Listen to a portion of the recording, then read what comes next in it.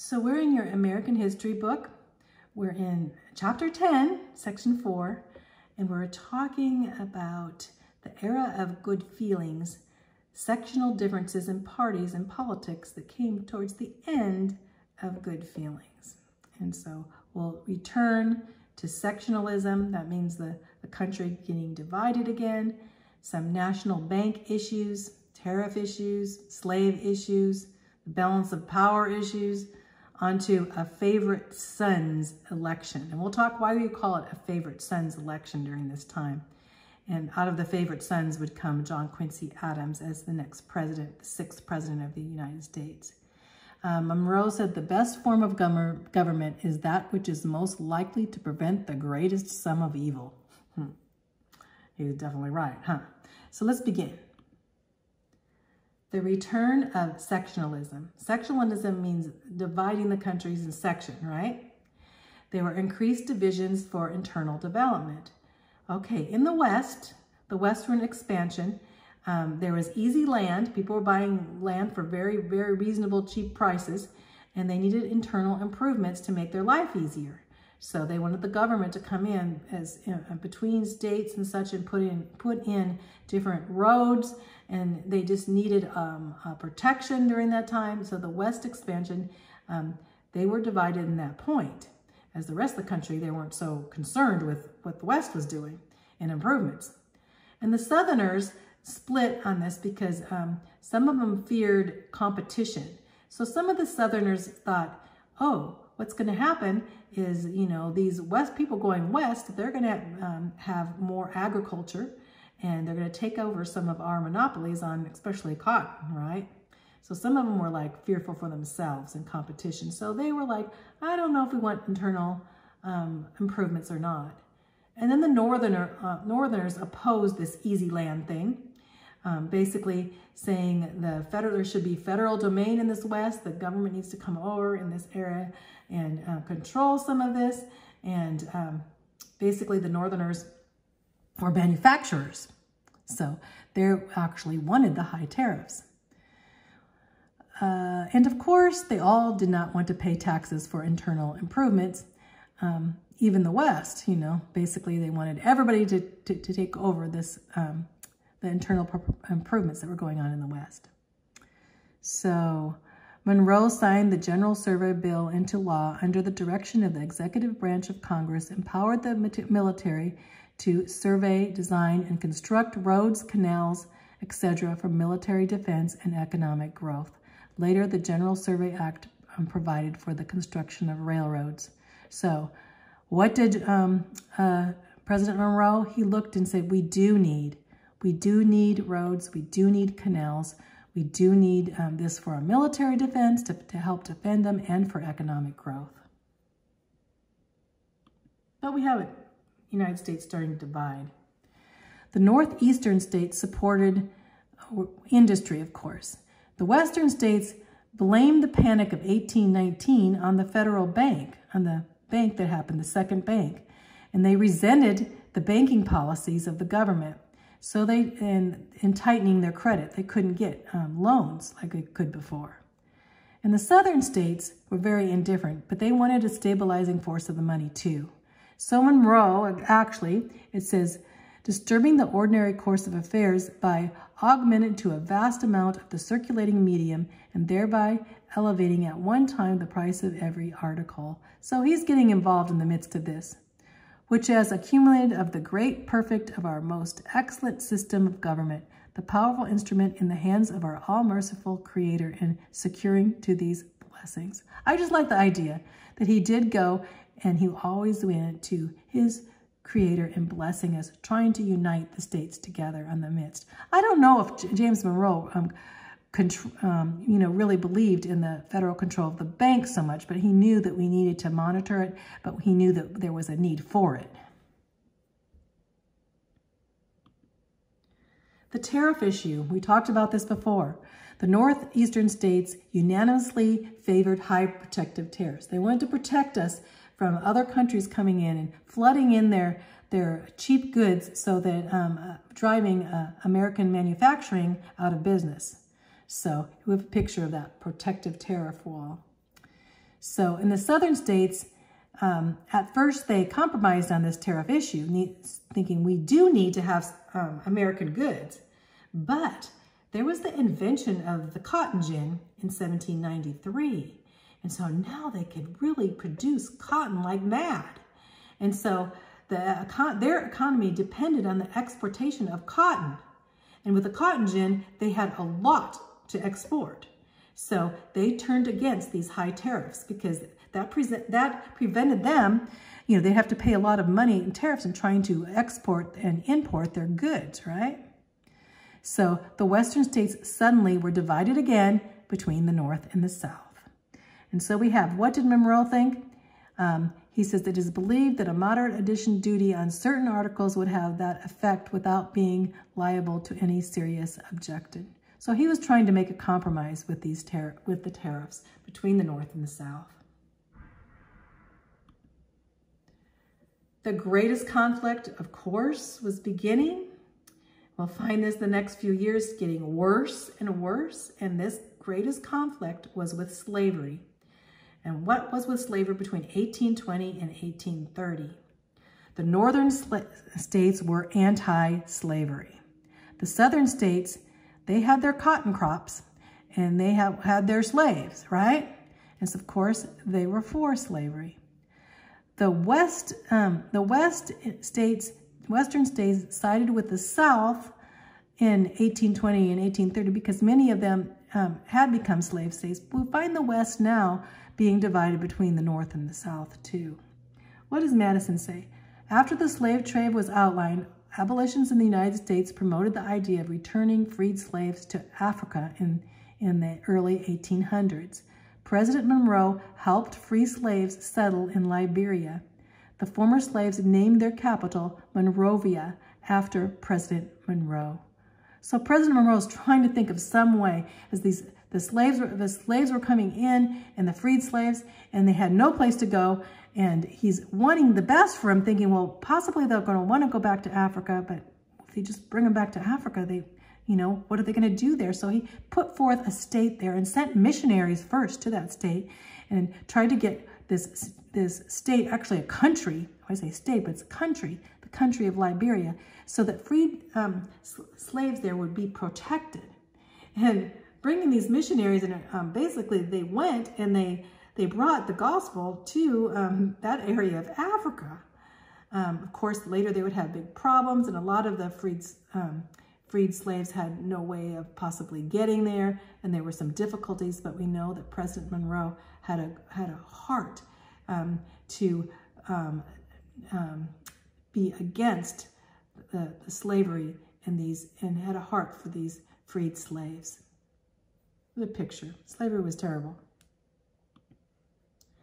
The Missouri Compromise. Well, the trouble came over Missouri, the state of Missouri. Missouri wanted to become a state. It was the first conflict under Monroe. Everything was going, era of good feelings. Everything's going pretty good. And we're kind of getting through these things on the tariff, and we're kind of getting through these other things.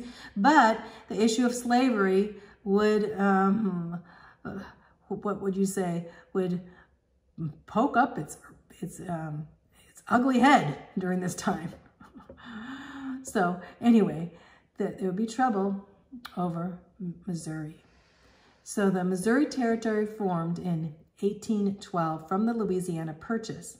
In 1817, the state of Missouri petitioned for statehood. So in 1819, this bill was sent to Congress to make Missouri a state. But it caused a lively debate, in fact. Senator James Talmadge of New York said, "The further introduction of slavery or involuntary servitude must be prohibited. All children born within the state shall be free at the age of 25. So he definitely, who was an abolitionist, said, we need to stop slavery. James Talmadge of New York. So then, of course, in the Senate, they started arguing. And in the House of Representatives, Talmadge's stance on slavery passed. The Talmadge bill, actually, this 1819 bill passed by a narrow margin in the House of Representatives. Why did that happen? because we were divided between the North and South, right? But in the North had the biggest population, and the House of Representatives went by population, not by, 2 senators from this state and 2 senators from that state, but it went on the representatives of the nations. And most of the people being from the North, most of the people in the United States were against slavery, even at this time. But it failed in the Senate. So in the Senate, they had this debate in the Senate, and Missouri, the issue of Missouri was unresolved because they did not want Missouri to be a slave state. So they heatedly debated it in the Senate. So basically the Talmadge Law, if it would have passed in the Senate and such, we would have had probably an uprising and everything, and the issues would become of the Civil War a lot sooner, huh? So the balance of power, what happened then, because we had another state that wanted to become a state of the United States, and this state, because we had equal states, we had equal southern states and equal northern states at this time. But another state wanted to become a state, and it was the state of Maine. Of course, Maine was a Massachusetts, had been a Massachusetts state under the state of Massachusetts. And so they were very anti-slavery. So the admission of the Missouri state threatened to upset the balance of power in the Senate. Because if they get one more state, basically they could balance the power over to the South and as the southern states. But if they had another state from the North, this would probably balance it out. So in 1820, as I said, the population of the northern states was more in the House of Representatives. House of Representatives were anti-slavery. But it was equal in the Senate, and neither side would give in. So when Maine petitioned to become a state from the Massachusetts territory, this would balance the power of the Senate again. And so Maine did become a free state in 1820, and Missouri became a slave state in 1821. But it also said in the Missouri Compromise another thing, but slavery would be prohibited in the rest of the Louisiana Territory north of the 3630 parallel of latitude. So the big reason was because climate above this was not good for cotton. And so basically anything above that parallel, we're not going to grow cotton. We don't need to have slaves. But this only temporarily avoided what was going to happen against the North and the South when we get to President Abraham Lincoln, right? So this compromise stopped the problem and compromised for a short time. Sectionalism now, before, under President Monroe, everybody voted for him practically. He only lost one electoral vote, So basically, they had no problems. Everybody cheered for President Monroe. But now we're having this sectionalism coming with the political parties, and a lot of them having favorite sons, so-called favorite sons election of 1824. It was called favorite sons because everybody would just put forth their favorite to run for president. It wasn't really parties yet, such as parties are shown today. They actually were, but they were more who their favorite guy was. So there was a new contest between these sections of the country. So traditionally before, they always held these presidential election, campaigns of the Republican Democrats and the Federalists. They were always in private meetings. The voters didn't really come, and they had little chance to express what they thought about their favorite candidates. They just got together, and they organized their candidate for president under private means. But now they had 4 contenders that were going together here, and the 4 contenders, I have 3 listed here, but we have the 3 here. I don't know what, I didn't put the other one in, but here's the 4 contenders. We have John Quincy Adams first here, of course. He was the Secretary of State at that time, and he was in supporting the whole New England area, which was a lot in the population of America, and mainly they were anti-slavery. Of course, John Quincy Adams was a diehard anti-slavery. And on to the South, we have William Crawford of Virginia, and he was the Secretary of Treasury. So we have William Crawford, the Secretary of Treasury. And in the West, we're going to have Henry Clay of Kentucky. And also, I guess we have the fourth here. We should have put number 4. We have probably the most favored candidate of this time was Andrew Jackson. And Andrew Jackson, of course, he was the war hero of New Orleans, the battle.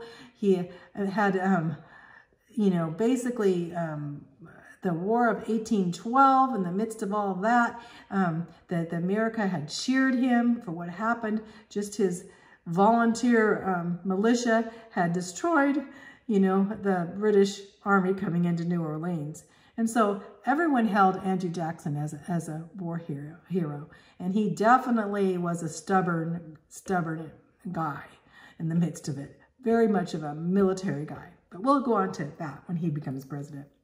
So anyway, we have the president election of 1824. So what do you think happens? Let's find out. Well, because it was divided so much, each candidate had quite a bit of votes and divided it up, you know, in 4 different areas. And you can see here the areas that were divided. You can see Jackson, the blue states, Jackson won here. And you can see John Quincy Adams up here with the orange states. And these states up here in the orange had a lot of people living there. And then, so we see Crawford and Georgia and Virginia becoming, and on to Clay, some of the countries of the West with Clay. So it was divided. And so no candidate received enough votes to get president. They were all divided. And so then they had to go to the House of Representatives. And the House of Representatives had to decide. So then they only had top 3 because Clay didn't get enough votes for the top 3. So they eliminated Clay. But Clay decided who was he going to support. So he encouraged his voters to go to John Quincy Adams. Clay did not really like the way Andrew Jackson reacted, you know, so, which is kind of weird because both Clay and Andrew Jackson actually were members of the Masons, which was kind of weird. But anyway, they went against each other. And so Clay encouraged his votes to John Quincy Adams. And so Adams was of the National Republicans. And so John Quincy Adams won enough votes for president because Clay, these votes of the yellow, went to John Quincy Adams. And so, of course, what happens?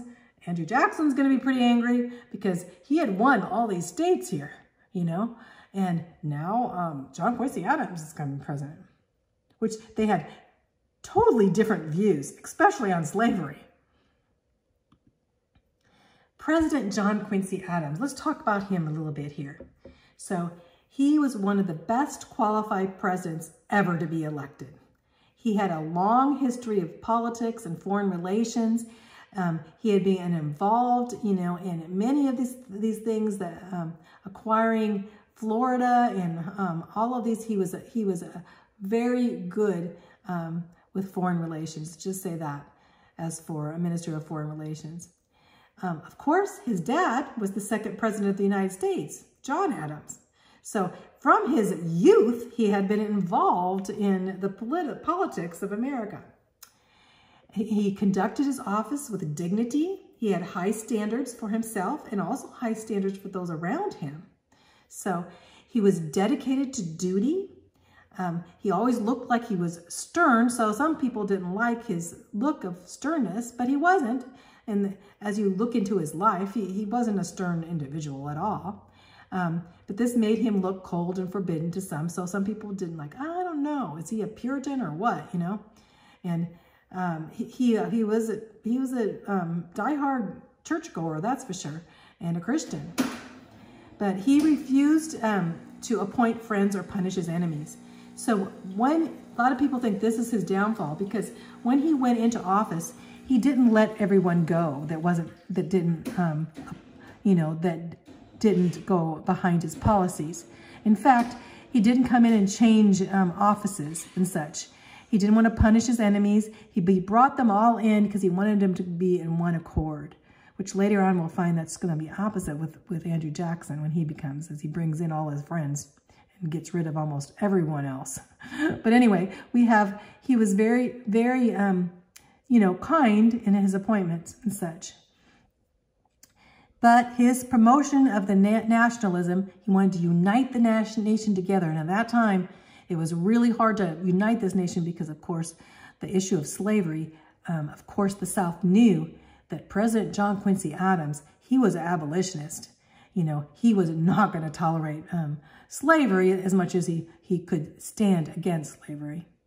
In fact, we have later on, after he was president, this is way later on, just kind of tells about him, is the Amistad case. And this case was quite a deal, as, Spanish slave trade, and they had a ship, Spain had a ship full of slaves from Africa. And none of these slaves, they were all from Sierra Leone, and they couldn't even speak Spanish or English. And what happened during the time is they transported them with the captain and one other guy. They didn't have so many guys taking care. They had all the slaves, in chains and such. Well, what happened down there was just tremendously, almost like a miracle, because basically the slaves ended up one of them getting loose and killing the slave trading captain, and then the boat just went floating on. They had nowhere to go, didn't know where they were going. The boat was coming in with slaves that didn't know anything about America, coming in and came into New York Harbor. So, of course, at that time, the president was Martin van Buren, which was a poor president, and he just wanted to get rid of him, like put him in jail, kill him or whatever, I don't care. Bring him back to Spain, he didn't care. But in the midst of all this, the abolitionists, those that were against slavery, found out someone that knew their language, actually a missionary that knew the language and brought in these slaves. They had been put in jail. John Quincy Adams stood up as a lawyer in this case to basically set them free, and that they would not have to go back into slavery. What a magnificent case. But anyway, what happens he does through his legal abilities, his great skills as a lawyer, he stands firm for these slaves that knew little, not even the language. And he ends up bringing them back to Sierra Leone. Such a amazing story. They did a movie on that one, on the Amistad case. So he definitely was against slavery.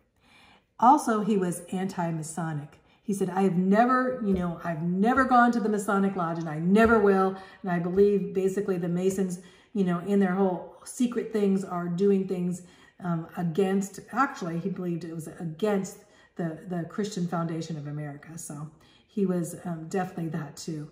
He was a diehard Christian and stood for his Christian values. That's President John Quincy Adams. The tariff controversy came again. Of course, we had the protective tariff of 1816, and everyone compromised in the midst of that because they knew that the American manufacturing needed to be protected, or basically England would come in and make tons of money off their cheap goods. So then we would have that would come to expiration, and we'd have another protective tariff of 1824. But the problem there, it was a lot higher protective tariffs. So this was to protect the manufacturers, of course, in the North. But the cries of protest came from the South, saying, we do not want these high. In fact, I think it was Calhoun said it was an abomination. We do not want these high tariffs. How are we going to be able to export our cotton and stuff? So the North wanted higher tariffs because the manufacturing, the South exported much cotton. So they had to pay these high shipping prices for the tariffs. And now again, we have the divided country because of the tariffs, the North and the South here. Okay, we're going to go on to the next, and we're going to talk about Andrew Jackson. That's in our next chapter, though. So I hope you enjoyed this. I did.